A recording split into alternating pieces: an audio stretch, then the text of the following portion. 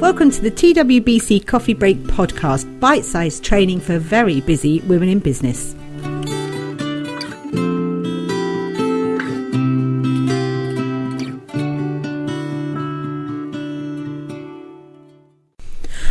Hi there and welcome to today's Coffee Break podcast, and thank you very much for joining us.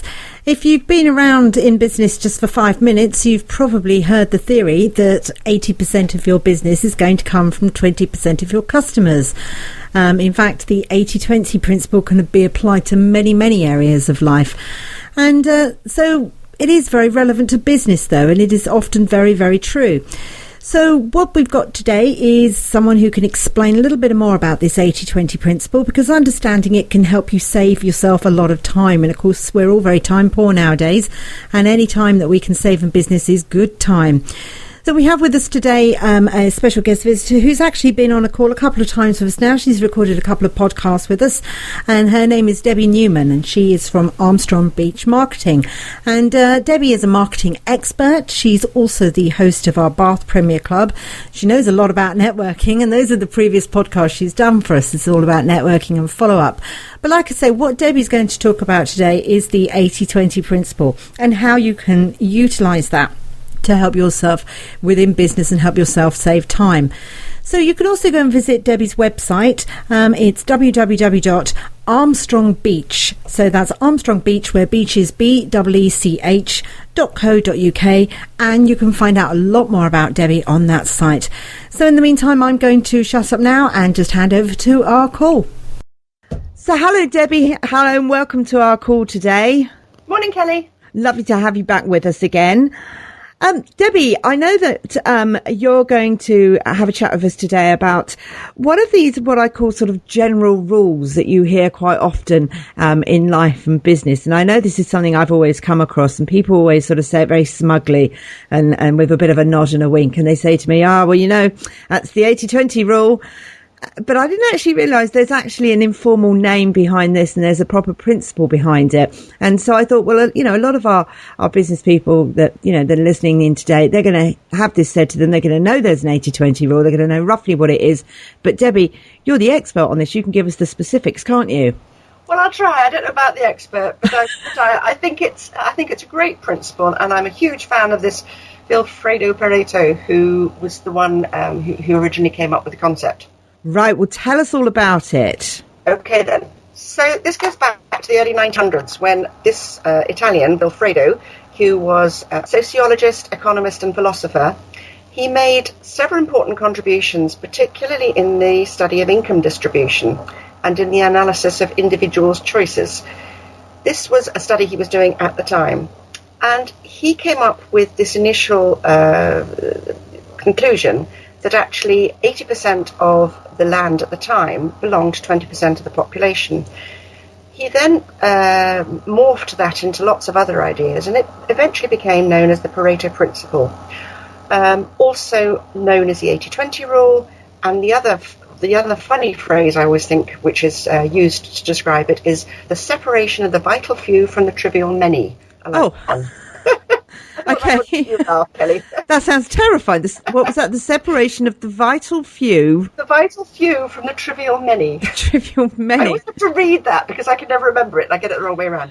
Yeah, if you get it the wrong way around, it's got a very different meaning to it. But that's an interesting way of looking at it. And it states that for many events, 80% of the effects comes from 20% of the causes. And that's, in a nutshell, what it is. So then if you translate that about your business today, and I've come up with a few ideas, but do think of lots of others. Do 80% of your sales come from 20% of your clients? Do 80% of your sales come from 20% of your sales team? Do 80% of your decisions in the meetings come from 20% of your time? Do 80% of the staff and people issues in your business come from the same 20% of the people? Do 80% of the customer complaints relate to the same 20% of your services and products, or indeed from the same 20% of your customers? And what about your return on investment of advertising? Could you translate that into an 80-20? The secret on that one, of course, is knowing which way round the 80-20 is, and there's not an easy answer to that bit. But let's go back to the general principle of the 80-20, and let's look at a sales source as a concept. you've got to answer the so what rule with these. So let's look at 20% of your clients producing 80% of your sales. If you look at your client base, how about you break them down into 4 levels?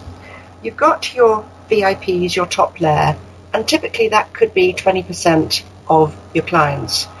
And you need to be aware, if that 20% is producing 80% of your turnover, profit, however you analyse it, you really need to treat those clients with kid gloves and make them your VIPs.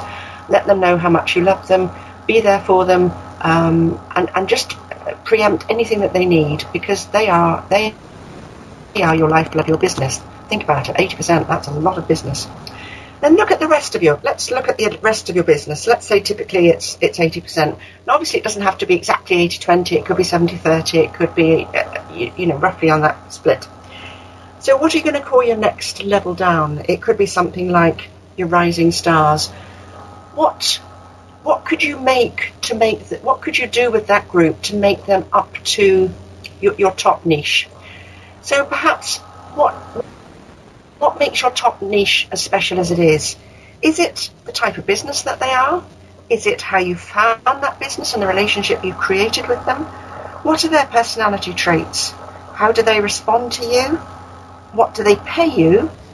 Really analyse and marry up the common traits, and then think about how you can attract others. So thinking about that next tier down, what can you do to make that next tier up to your top tier so that you get more of these really VIP stars? And then look at the next level down again. Perhaps you don't know much about this next tier. Perhaps they just do business. They bought stuff from you, really don't know very much about them. They're not a hugely significant part of your business, but they are still clients nonetheless. Is it worth spending time and actually finding a bit more about them so that you can find out what makes them what they are, and how you could then move them up a band so that they become your rising stars? And then maybe the last tier, the ones that don't buy very regularly, they don't buy very much, but they want every discount that there's going. They don't want to pay for it particularly quickly. All of those sorts of things. And you think, well, okay, do I actually want to spend very much time on these clients and customers at all? Is it worth keeping them for the moment, but actually recognising that they aren't a great contributing factor to your business and being aware of that? And next time you know that they're asking for the greatest discount, think about what your answer might be. Maybe you think, okay, I don't really want to lose a customer because that's not what I do, but maybe in this instance, maybe I'm just going to say, you know what, sorry, but no, I can't do that. And that might make your life a lot easier, because very often this bottom group can take so much of your time trying to manage them. It's just not worth it in lots of ways. There's only 3 ways of growing your business, and that's getting new clients, that's getting your existing clients to buy more, and that's cross-selling and upselling to your existing clients as well.